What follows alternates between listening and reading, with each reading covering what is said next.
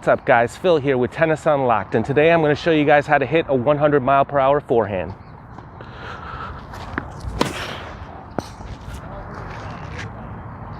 .105, just like that. There's a couple key components that you're going to need to be aware of when you're trying to hit power forehands. I'm going to walk you through all those right now. Alright guys, first and foremost, please do not go out on the court and try to smash forehands as hard as you can without warming up. Warming up means stretching and hitting some normal shots, forehands and backhands, before you start going and trying to kill the ball as hard as you possibly can. You're going to dislocate your shoulder, you're going to injure yourself, and I don't want to be responsible for that. So please don't do that. Some stretches that you can do to get warmed up, get your shoulders warmed up, are the arm circles. You can do the big circles, you can do the small circles forward, big circles backward, just like that.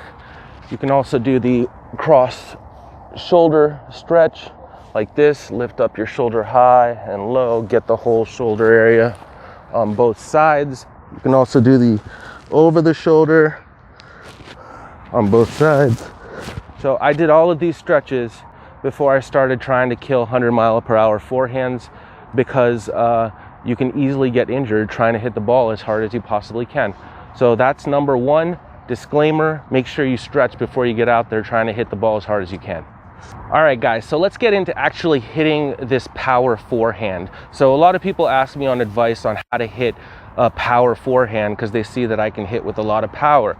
And what I tell everybody is that the power on my forehand comes from the lower body. So your legs are tremendously important in generating power in your swing.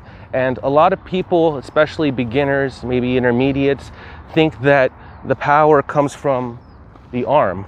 If I just swing my arm faster, that's going to generate more power. And that's not the case. Where your power is going to come from is your lower body, the squat that you're going to get into, the rotation that you're going to have in your hips, and the rotation that you're going to have coming out of the shot and hitting through the ball.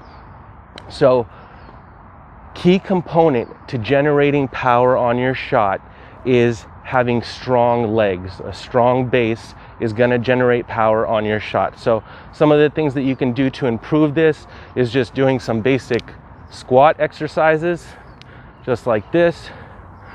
Some squats are excellent in generating those leg muscles that are necessary to power through the ball. So leg muscles is number one. Number two is your hips.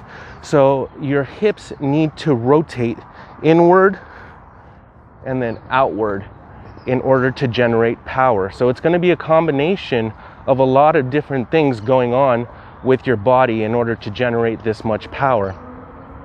Now with your hips, this is just like any other power generating move in any other sport. So in baseball, you see the players set up like this.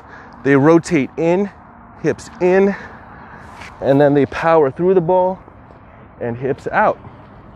In golf, you have the same thing. You see the players come here, hips in, hips out. In tennis, same thing. Low squat, hips in, hips out.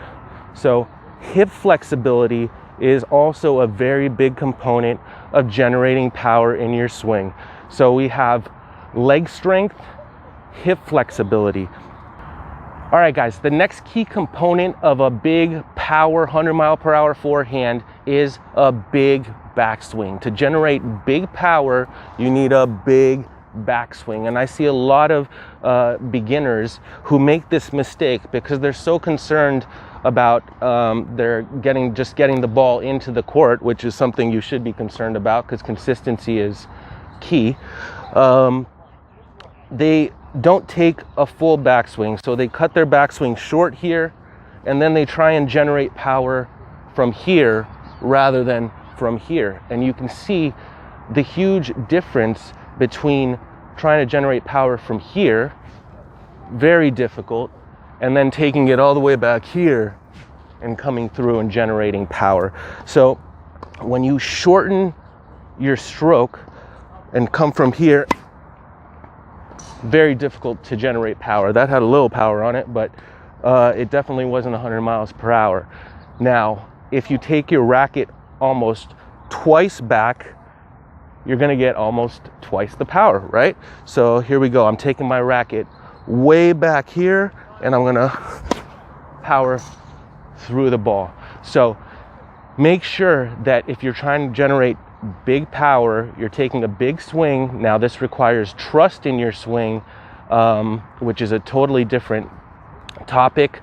But if you trust your swing, you can take a bigger swing because you have confidence it's going to go in.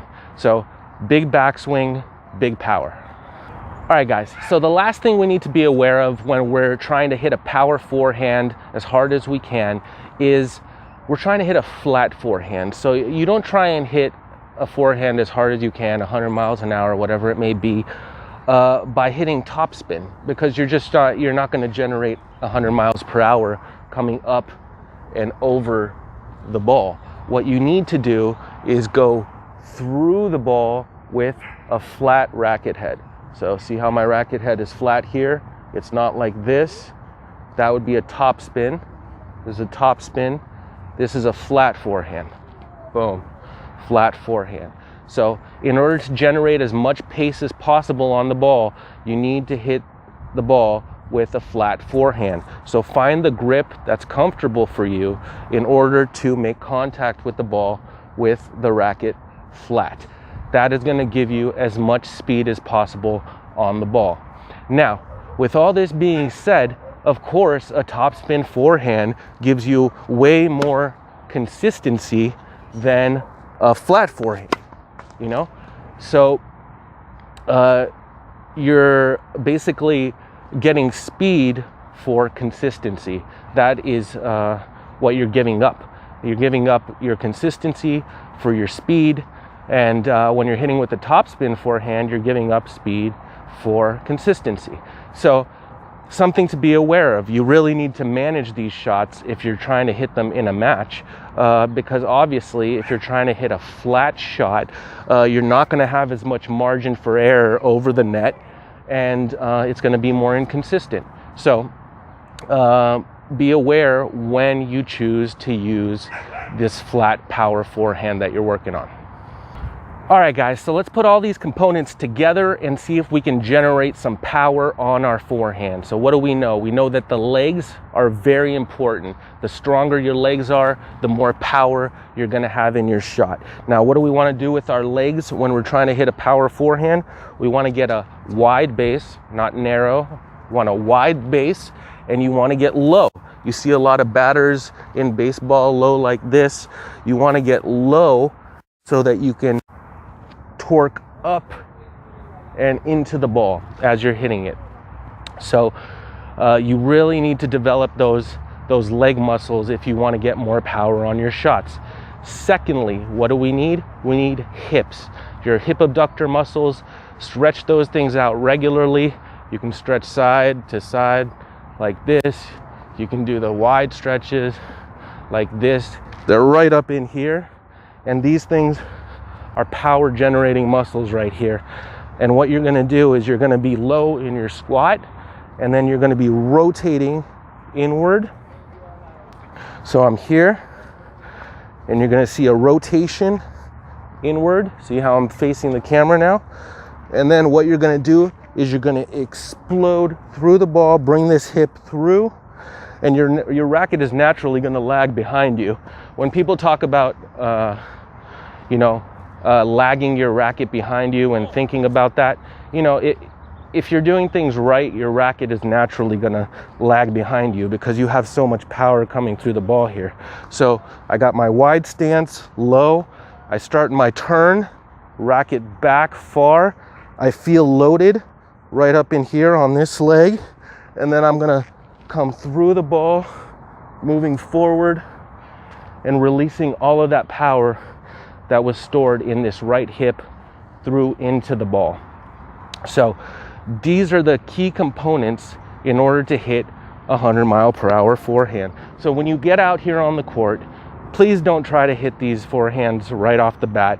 Come out here, warm up, do your stretches, and then come and hit some balls. If they go in the net, that's fine. Just get a feel for what it is that it feels like to hit the ball flat in the middle of the racket. And then slowly, you're gonna build yourself up and you're gonna be able to hit with more and more power. And really think about these different components. Start here, take the racket back, load up on your back foot, squat really low, and then boom, try and explode through the ball. If you can bring this back foot through as you're hitting the ball, that's gonna help you even more with generating this pace. So really come through the ball. See, I hit that one through the fence. I hit it so hard. So really think about those different components when you're trying to hit these power forehands. All right, guys, so now you know the different key components to hitting a 100-mile-per-hour forehand.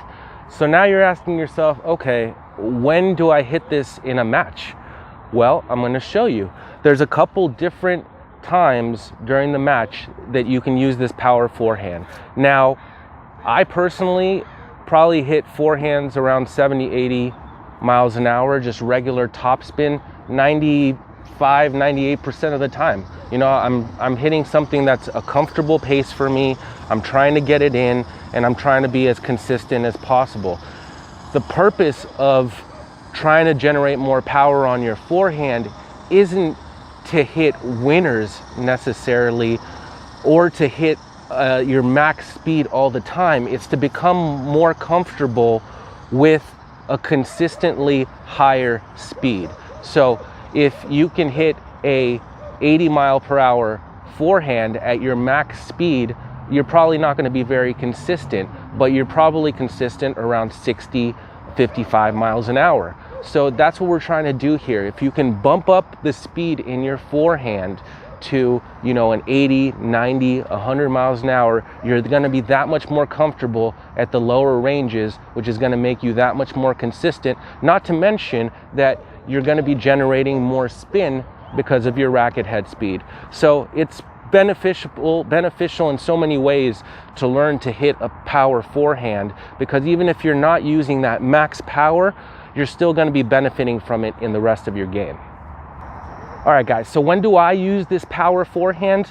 So I use it when the ball comes to me in a position where it's just the ultimate comfort position, where I just feel so comfortable as to where the ball is. It's right in my sweet spot, and I feel like I can't miss it. That's when maybe I'll go for a more powerful forehand in a rally. So that usually means in the court with very little pace, sitting up probably right around here, and I can power through the ball into the court. Another situation where I use this all the time is if the ball is in the middle of the court and it's sitting up for you. So you can come here, boom, power forehand, you power right through it. It's sitting up, boom. Make your opponent pay for these short shots. Don't come up here and just, okay, no. Come up here and power through the ball. Use that power forehand. And the last situation where I use this shot, so it's basically 3 different situations. When the ball is in the ideal hitting area, right in your sweet spot, right in your zone. When the ball is sitting up in the middle of the court. And the last one is when you're in desperation mode.